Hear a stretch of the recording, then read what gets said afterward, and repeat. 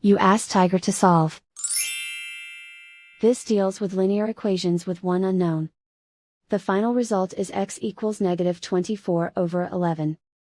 Let's solve it step by step. Simplify the expression. Expand the parentheses. Simplify the arithmetic. Group all x terms on the left side of the equation. Add 7x to both sides. Group like terms. Simplify the arithmetic.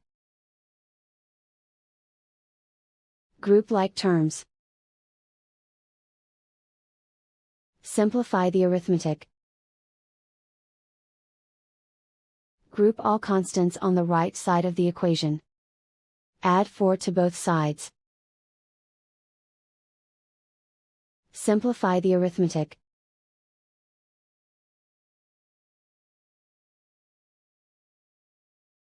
Isolate the x. Divide both sides by 11. Simplify the fraction.